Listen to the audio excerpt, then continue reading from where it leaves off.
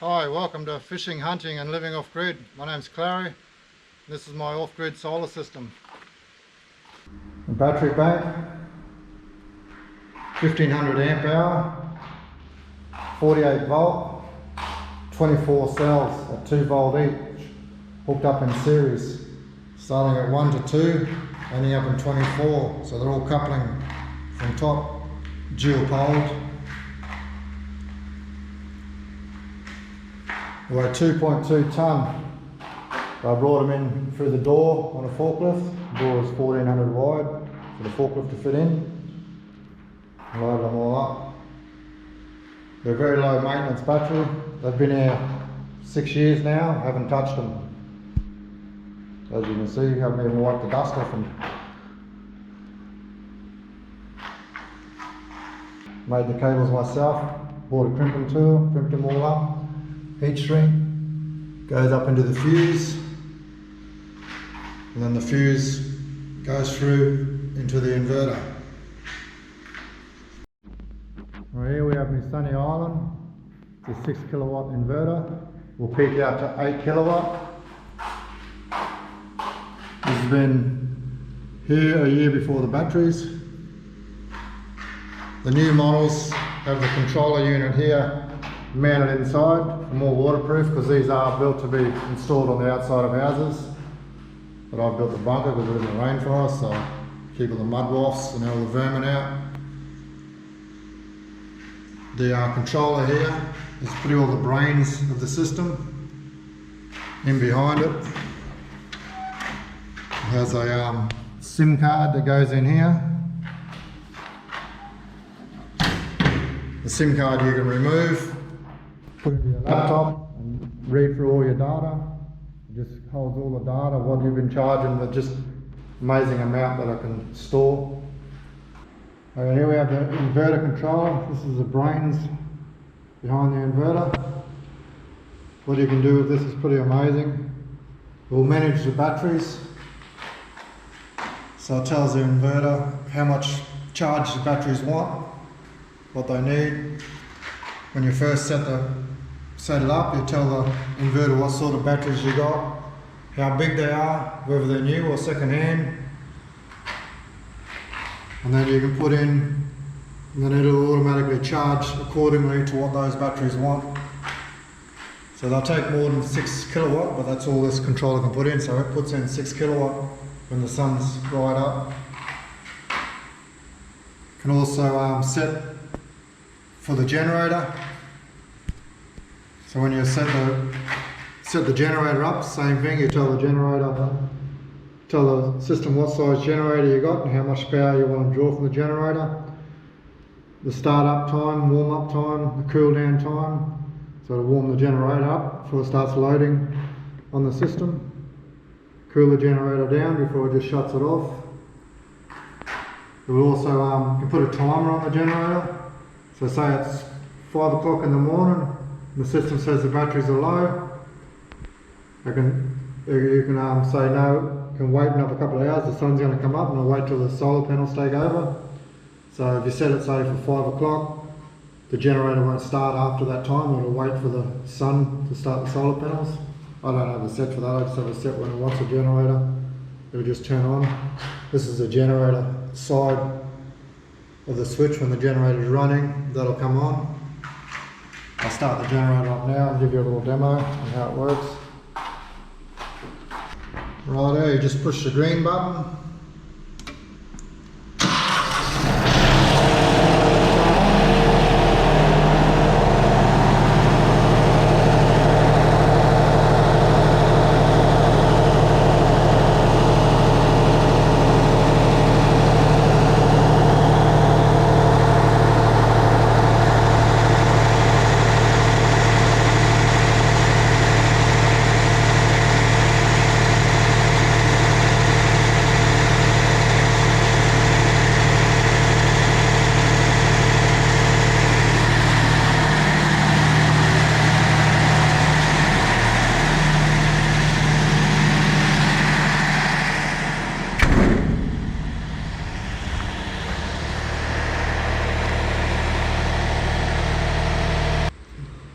So that was it.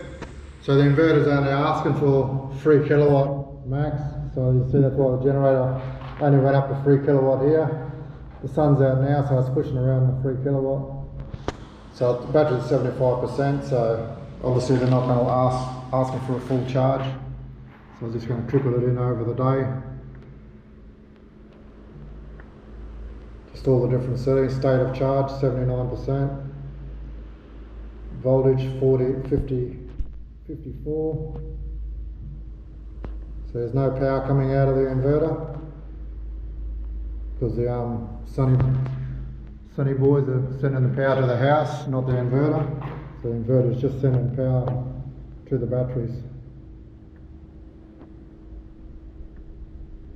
On a float charge. So yeah, that's just a that's why it's not. So it's just a steady charge to let the batteries all come level. So as a part of this management, tomorrow if I come here, that'll be either on boost or a full charge. So it changes its mode. So charge mode is on float. So what that does is just charges the batteries up nice and steady, like a trickle charger, just so they can all come up evenly together. If you do them on a full charge all the time or a boost charge, the front few batteries get more charge than the back. So the power's coming in, you get more power here, and as it goes down the bank, you get less and less power. So you get right to the end if it's charging them flat out. So every couple of days, it'll do a float charge and just slowly charge them up so they all come up evenly. So that's how this looks after the batteries. It just keeps going. So it says next equalise and charge 159 days. So yeah, so it means that next 159 days it'll take them to a full charge, and then it just holds them there for 3 days. It'll start the gen set up and make it run. During the day it'll shut down while the solar takes over and brings them all up. So yeah, so it's like once, twice a year it'll do that. Another important thing about when you're buying your equipment is the people that are supplying you. This guy here has been awesome. Any problems or anything, you just ask him and he'll tell you what's going on. He came and fitted the auto start for me because I never had one on there when I bought the genset. And I've bought the genset off of him. He made the actual frame, the steel frame here. I made all the block and the footings, and he put it together for me. Just told him what I wanted and he built it. Done a really good job. Right, what we got here is the Sunny Boys. They're 5 kilowatt each. Well, it's not real sunny today, but they will power right up. Because the controller is on a float charge, they're not going to produce, they're only going to produce what the controller's asking them to. So as you can see there is nearly 500, 17, so it's 24, 22, another 15, so around 3-4 kilowatt. So yeah, 3 kilowatt is going into the batteries. So it's 3 kilowatt going into the batteries plus whatever's going over to the house.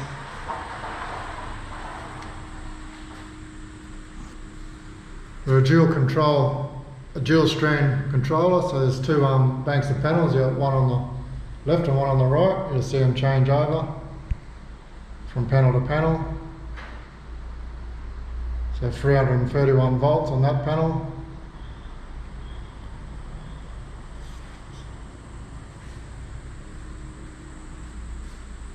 So they're creating DC power coming down off the panels into AC 240, 50 hertz, goes to the house, controller pulls off what it wants. This is the original controller. It's got 26 panels up on the roof. And these 2 here I fitted 2 years ago. They've got 20 panels each that they look after. So yeah, they work very well. Isolator switches if you need to turn them off.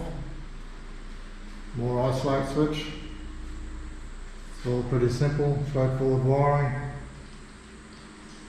The whole system I set up, the electrician came in afterwards and signed it all off for me. Over here you have your shutdown sequence, how it all works. Startup sequence, shutdown sequence. So turn yellow inverter unit off, so it's got all the switches, it's all numbered, stickered, so you know what is what, so they put stickers and numbers on everything. Just going to start the dryer up, still pushing around 3 kilowatt into the batteries, we're now at 89%. The controllers have ramped up how much they're producing now. So they're pushing out around about 4 kilowatt just from starting up the dryer. The more things you turn on inside, these will just ramp up to what's that, compensate for it. I could turn the aircon on, I could turn everything on, and these will just keep ramping up. Even on a cloudy day, they can still push out max. It's got to be a really stormy thick cloud before they start suffering from the cloud cover. So yeah, it's an awesome system.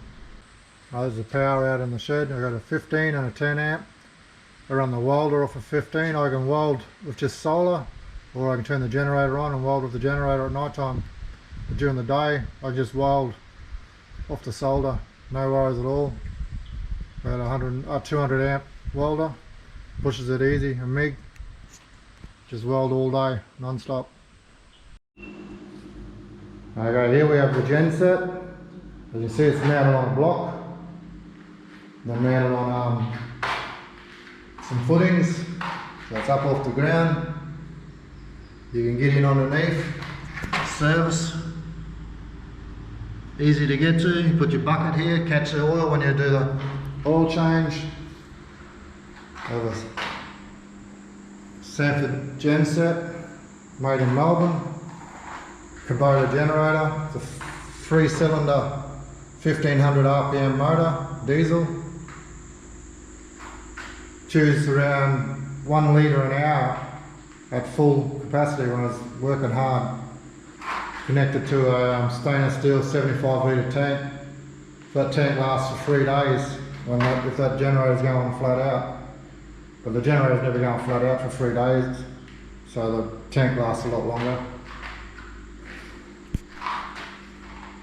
Around this side we have the control boxes, fuses out of the generator over to the inverter. Auto startup, so the inverter sends a signal across to here, starts it up automatically. When it starts it up, it'll idle the generator for a minute before it actually starts loading the gen set up. So the motor's not going on to load straight away while it's cold. It gives the motor a chance to warm up. Battery, I think this battery's been sitting there about 3 years now, haven't touched it. The exhaust system, all stainless steel, all wrapped. You can touch this when the motor's been running. Goes through the wall and out inside into a big muffler box. You can see all the silk from where the old muffler used to be. It used to just run from here and blow straight out through that hole there. And a little bit of silk used to get inside. The battery, you have to make sure you take the terminals off while you're servicing, because the inverter will start this motor with no notice. You will not know when it's going to start. It could start up any time without notice. So disconnect the battery before you start draining the oil. It's a 200-hour service. Last year this generator only did 400 hours, so I only got serviced twice last year. And this year it's not even going to do 200 hours, so they get serviced once a year. It takes around about 20 minutes to change the oil, check the belt, check the fluid levels, and that's it. Give it a quick wipe down and look over. The job's done for the year. Right, the room that I've built, well, concrete bunker, cyclone shelter. We are living in the tropics, get wild storms up here. It's all Besser block, core filled, concrete floor. It's 3 meters by 7 meters. There's 10 cubes of concrete went into this floor, so it's solid. A whole heap of steel, especially at the entrance here, for the forklift to come in and load it up. The forklift can also come in and service the genset if we ever need to remove it. But I think it's going to be there a long time yet. Probably be needing a new forklift before I need a new genset. Like I said before, the door is 1400 wide, high enough so the forklift can come through. The ceiling is all concrete, 150mm, 20mm bar or 19mm deform bar across it every 200 with your normal meshing. So yeah, it's not going anywhere, it's never going to fall in. The windows still with the blocks in them, keep the strength and stop debris from coming through if there was a cyclone. With a trim safe mesh on the outside, bolted. Bottom of the door's got a little strip, stop the cockroaches and anything from coming in, and the door seals up tight so nothing gets in. As you can see, there's no spider webs. A bit of ash in the corner from the muffler used to be inside. No mud wasps, because mud wasps can create havoc. They get up in the fans. The inverter has fans in here, keeps itself cool. Get inside the genset, make a mess, get inside the air cleaner. So no mud wasps, so no rats. So pretty well from the day I installed this, all I've had to do is put diesel in the genset, service the genset, that's it. Haven't touched the batteries, haven't touched the inverters. Added the extra 2 Sunny Boys 2 years ago. Other than that, this runs hassle-free, non-stop power, free power. Right, it's stopped raining now, so we'll come outside. As you can see, we've got the solar frames I made out of angle iron, welded them all together, put on my trailer, drove them to Townsville and got them hot gal dipped, brought them back, mounted them. The paper wasp nest up there, moved in, at least they moved out of the mango trees. The trim safe, just bolted to the side the block work, stop any bugs from getting in. This is the muffler box, just a core filled concrete vessel block. Leave a few gaps in the bottom. We get like over 5 meters of rain here in the rainforest. In the bottom of the slab there's a hole to let the water go through as well. There's just a pipe on the end of this muffler, goes down into the rocks with a whole heap of slits in it. That's just 20mm rock. So this is just essentially just full of rock. Very quiet. That's the bunker. Right, we're up on the roof now. There's the first bank of panels, 2 rows of 10. Each 10's a single strand. There's own isolator switch, goes down to 1 Sunny Boy. So 1 Sunny Boy looks after that panel, another Sunny Boy looks after this panel. So there's 20 panels in each set for each of the Sunny Boys. The earlier setup has been here as long as the inverter in the first Sunny Boy, about 8 years now, never been washed, mould all over them. But the original off-grid system takes 26 panels. Because there's 26 panels, you leave an odd number, so you only got 13 each side, so you end up with a hole. So I decided just to keep it at 10, so it looks nice and symmetrical, no gaps. Right, I've designed this frame so it can be serviced and washed. We'll get in here, we'll step down onto the roof. Right, now we're on top of the concrete bunker.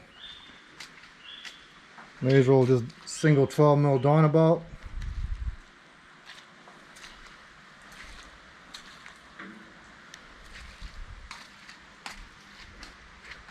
Right up the middle here you can see an alleyway. I can put my painter's planks on the alleyway to walk along, service the panels, but as I haven't touched them.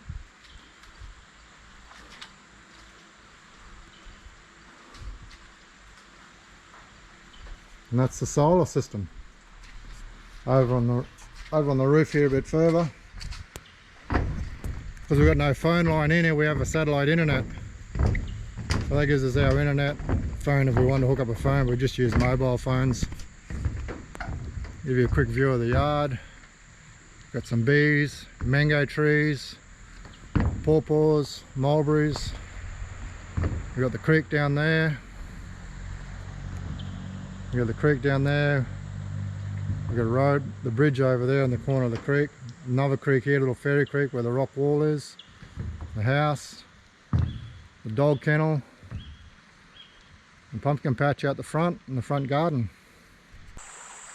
I hope you liked that video of my little generator shed or bunker. Here's a rock wall I did at Christmas time.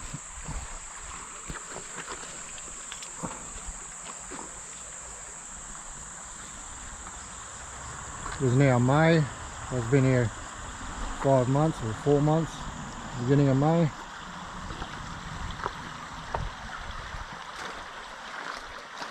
A digger.